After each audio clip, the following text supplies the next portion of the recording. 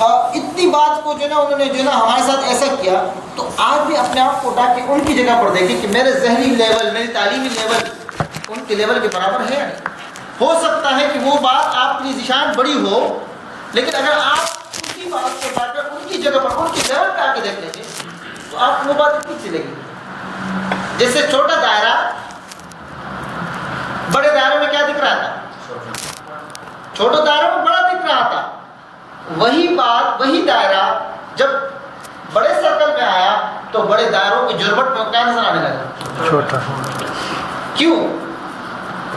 उस दायरे को उठाकर यहाँ रख दिया गया। तो जब हम अपने आप को उनकी जगह पर रखकर देखेंगे तो बात बहुत वाज़ेह हो जाएगी।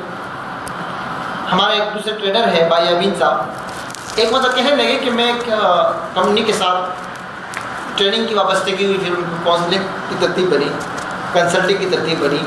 तो उन्होंने मुझे कहा कि भाई मैंने उनसे ये दरख्वास्त की शाह साहब कि आप अपने मुलाजमीन की तनख्वाहें बढ़ाएं। तो उन्होंने कहा नहीं, ये इतने लोग कहाँ इतनी तनख्वाहें देते, हम तो बहुत अच्छी तनख्वाहें दे रहे हैं, माशाल्लाह माशाल्लाह माशाल्लाह।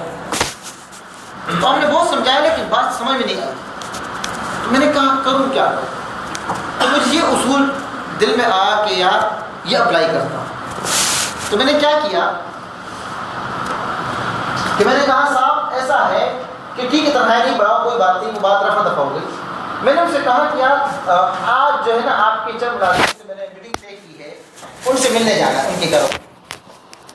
हाँ ठीक, लेकिन मैंने उनसे कहा कि यार उनके यहाँ खाना खाएंगे, चाय भी पिए, उनके करो। साहब ने कहा ठीक है। और मैंने कहा लेकिन उसकी शर्त यह है कि एक दो चीज़ें, एक तो ये कि हम आपकी नई गाड़ी में जाएंगे, बिल्कुल जो नहीं आएगा। दूसरा ये कि खाना जो है वहाँ से उनके घरों में ले जाएंगे जहाँ से आप लोग की बेहतरीन पार्टी होती है ना, अपने घरों की जो पार्टी होती है जहाँ से आप लोग लेते हैं, वहाँ से बॉक्स लेंगे और ले जाएंगे। कहा ठीक। अब हमने वो डब्बे पैक किए और सैयद साहब की नई गाड़ी में बैठे और जो कालापुर का इलाका है यहाँ पहुँचे, यहाँ एक अच्छी आबादी, एक अच्छी आबादी जहाँ पर उस कंपनी के मुलाजिम रहते थे। हम वहाँ पहुँचे तो देखें कि रास्ते जो है पानी तंग गलियाँ हैं। तो साहब ने कहा नहीं यहाँ तो गाड़ी करेंगे, बच्चे लकीरें लगाएंगे। तो मैंने सोचा कि लगे जो रोज़ाना आप लोग मजदूरों के दिलों पे जो लकीरें लगाते हो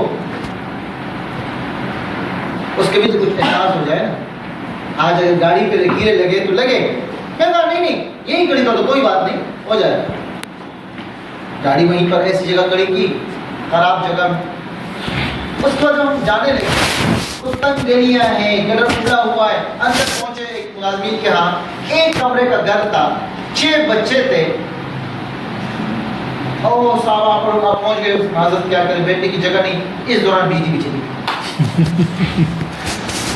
गर्मी के दिन बाहर गटर की बदबू, अंदर जो है बिजली नहीं, फैमिली अंदर बैठी है, 6 बच्चे हैं, उधर चल रहे हैं, यहाँ चल रहे हैं, यहाँ आ रहे हैं, वहाँ जा रहे हैं।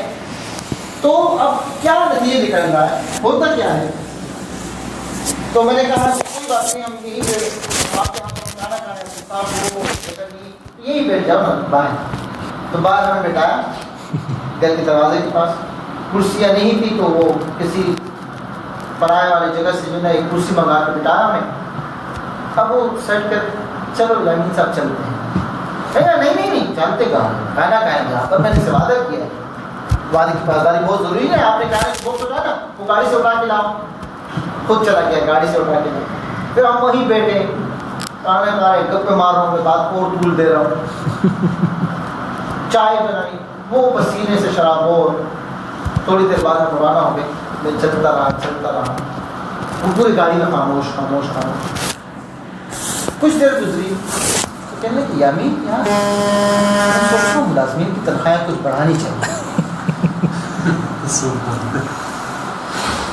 मैं सोच रहा हूँ कि मुलाजमीन कुछ तनख्वाहें बढ़ानी चाहिए। तो जब हम अपने आप को उनकी जगह पर रखकर देखते हैं तो फिर दूसरे के परसेप्शन समझना क्या हो जाता है, आसान हो जाता है। आज चाहे मुल्की सतह पर हालात हो, माशी की सतह पर हालात हो, बैनुल-अक़वामी हालात हो, अगर हम इन इख्तिलाफ़ात को उस ज़ाविये से, उस परसेप्शन से देखें तो बहुत सारी हकीकतें सामने आ जाती है और मसाइल हल हो जाते हैं।